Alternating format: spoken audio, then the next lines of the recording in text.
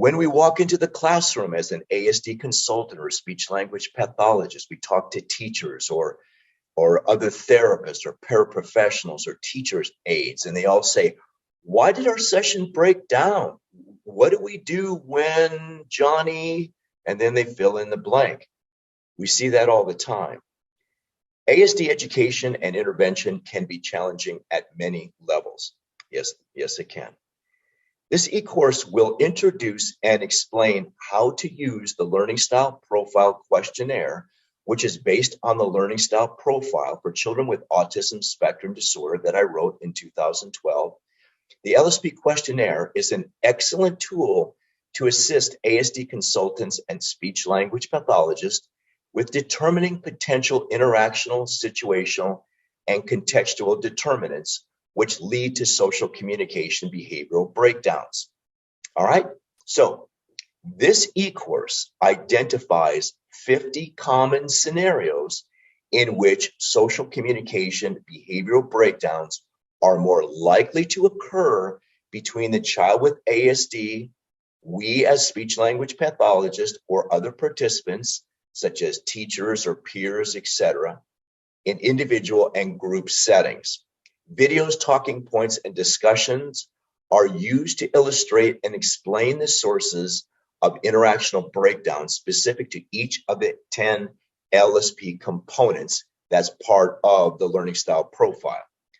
Although it is not the primary focus of this e-course, I will also provide a guideline for next step adaptations and adjustment strategies aimed at decreasing the potential for these breakdowns to occur again in future interactions. Okay, let's take a look at this little guy. Let me share the screen.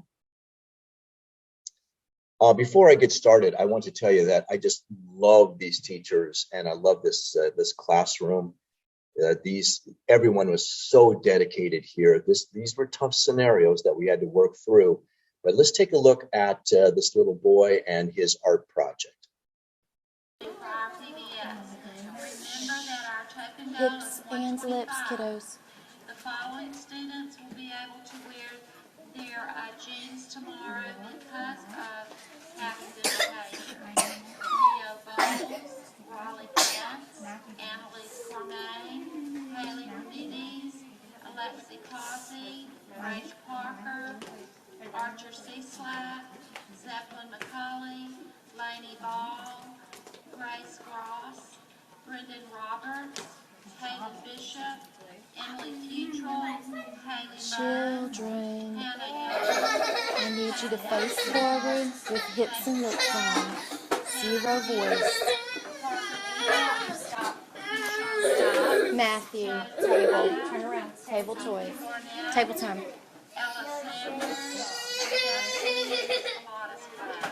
Congratulations to those students.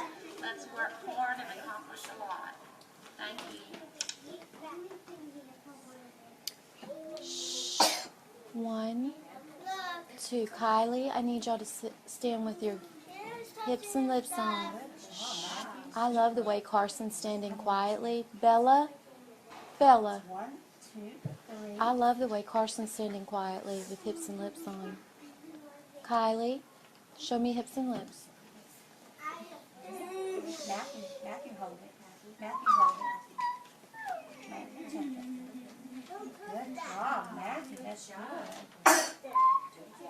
And Deidre, if we have to do just one more of those, we just take the rest of them off the table since we're... There you go. Good job.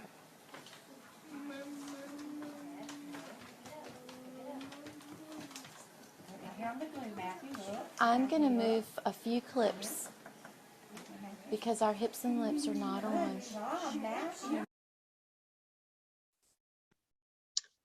All right, let's take a look at some of the adaptations.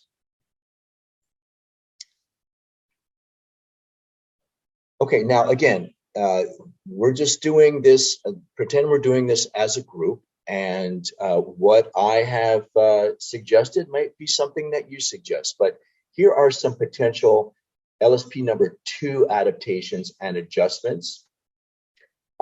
And they're not in any particular order, by the way. So if I'm consulting to this classroom, these are the things that I would suggest that we work on as we team build for this particular boy in this situation. All right, first of all, incorporate soccer practice, soccer game prior to class participation. We've already talked about that. The Who's Doing the Thinking series goes into this quite a bit, that in this particular art scenario, we want to practice these skills, the cutting, the pasting, the organizational structure, visual structure as well. Things of this nature. Practice it before you get into the classroom. I have an idea that in this particular scenario, this was the first time the boy had seen this particular activity. Number 2, coach models demonstrates the social plan, which includes enticing sensory components. What I mean by that is, I don't know that I would do an art project right now with this little guy. I would do probably more sensory activities, like I said in number 3, which helps the child really engage because the activity is more sensory. And so I just said here, water balloons, throw the water balloon in a bucket and pop it, things of this nature. Doesn't have to be that, but something like that, which has multiple steps of beginning, middle, and end, helping the child glue themselves together for an extended period of time to maintain that focus, that curiosity, that orientation, that joint attention, multiple steps in an activity. Practice and rehearse it, go to the classroom. Later, you can work on more academic things. But right now, we want the child to be able to glue themselves together with us in the classroom. I would opt for more sensory-like activities.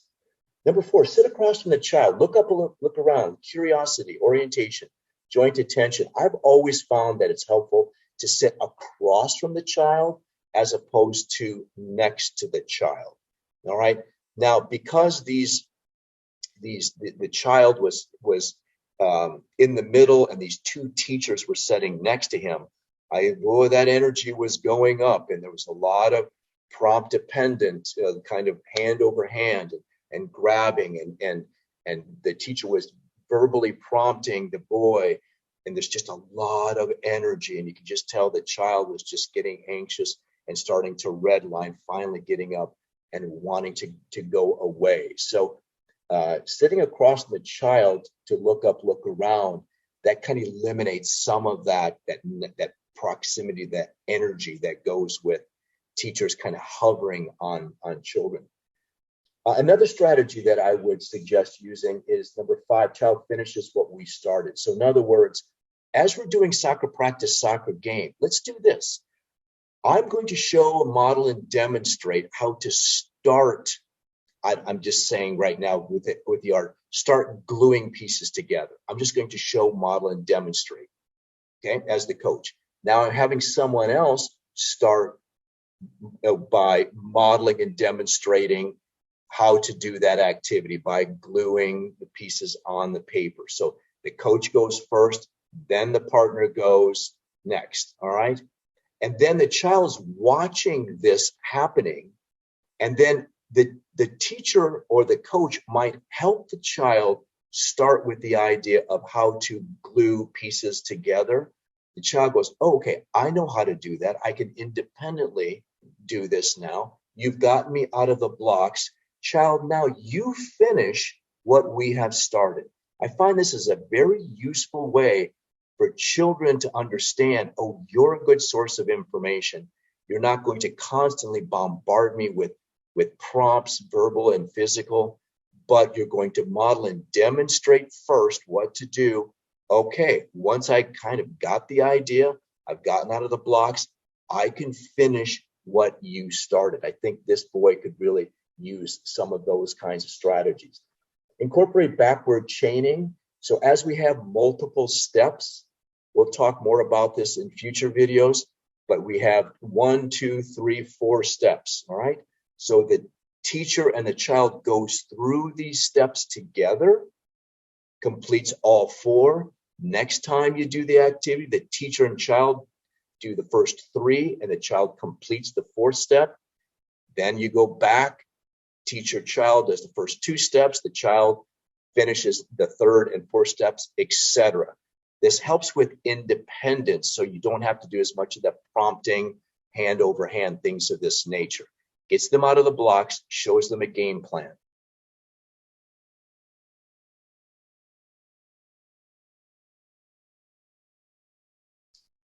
Megan and I are going to discuss and demonstrate the 5 questions of structure. The first question, again, is where am I supposed to go? So I've given Megan this little red fuzzy ball, and we soccer practice, soccer game. We've already matched this up. She knows when she gets the red fuzzy ball where she's supposed to go. In this case, there's a fuzzy ball on this chair. So she's going to match same to same and sit down in the chair. This is where she's going to sit. So we use visual to determine where I'm supposed to go. All right. What am I supposed to do? Okay, whatever is on the table, this is what we're going to do. Remember, left to right sequence, right? So this is what we're going to do. I have a picture here with an apple tree with 3 apples on it. This is what we're going to do when I hand you this crayon or this marker. Then she's going to color this green apple in and then put it away when she's done with that. Then I'm going to give her this one and she's going to find the same color.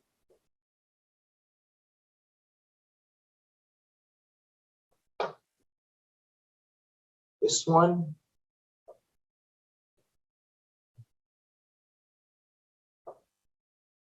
Okay. Where am I supposed to go? What am I supposed to do? I've demonstrated it. How much am I supposed to do? Well, there were 3 markers in this basket. How do I know when I'm done? When there's no more markers in the basket and they're in the all done box here. What comes next? Well, here's some Play-Doh. This is my transition object go to the next sentence, etc. So those are the 5 questions of structure. Where am I supposed to go? What am I supposed to do? How much am I supposed to do? How do I know when I'm finished? And then what comes next? This visual structure is a mutually agreed upon plan. I don't have to tell her what to do. I can just model and demonstrate it. Later, when I'm using verbal modeling techniques, I can introduce semantics and syntax, social pragmatics, etc. But that's the next step.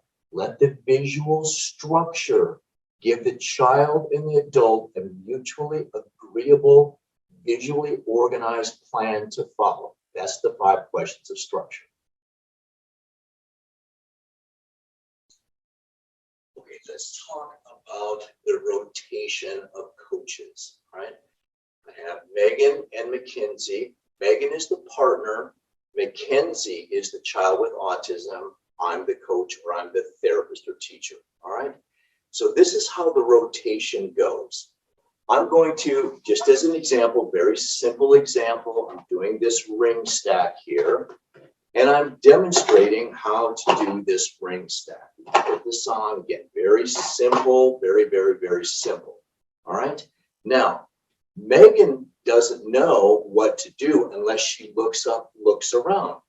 She doesn't have a plan. Oh, but I bet you do, Pat. So without me saying anything, I'm just going to model and demonstrate what to do with this toy.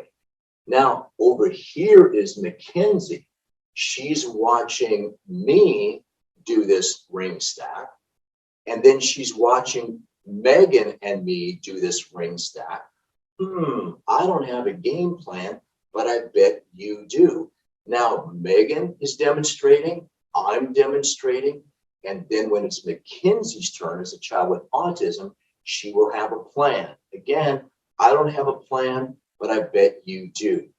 Megan eventually will become like a wingman.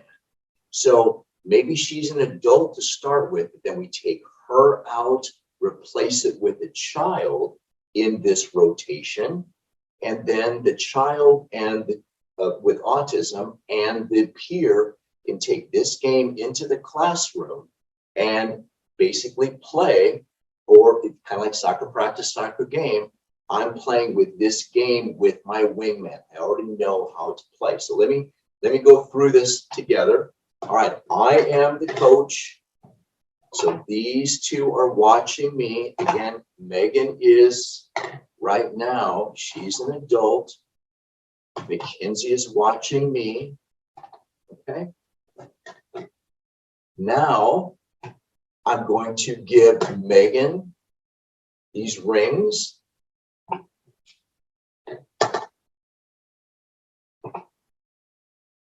And maybe she finishes what we started. She can put the rest on, etc. Okay, all the while, Mackenzie is over here. What is she doing? She's waiting, so she's not jumping in right away.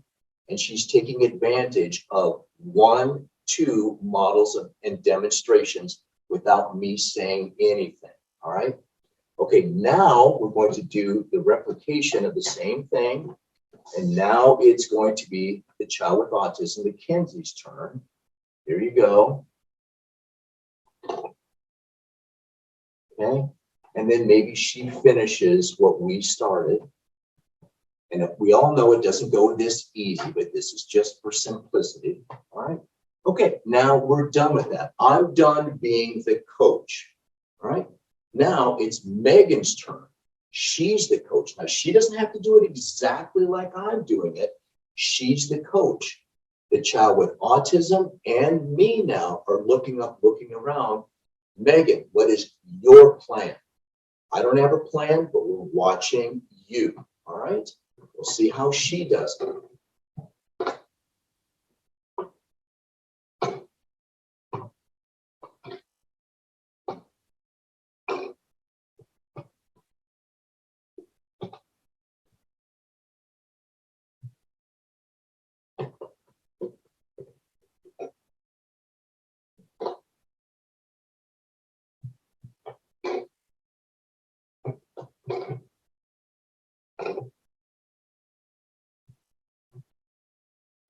Now she used a different ring stack, all right? Now it's Mackenzie's turn to be the coach. Oh, excuse me. No, I'm sorry. Now the rotation is back to me. I'm part of the rotation. She started with Mackenzie. Now I'm next, okay? So I'm part of the rotation.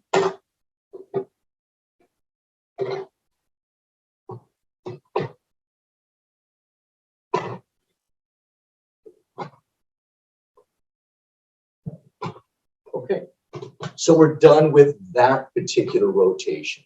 All right, now we're going to give Mackenzie, the child with autism, a chance to be the coach. And then Megan and I will watch what's her plan. She doesn't have to do exactly like we're doing, but now she's able to take the lead. In LSP number 6, the rotation is very, very, very important. So we want the child to be equally balanced in terms of being able to take the lead, follow the lead, and maintain interactions for longer and longer periods of time. So this is what we're after in this activity. So now, Mackenzie, you can take the lead. And again, we know it's not this simple, but in theory, this is what we're going to do.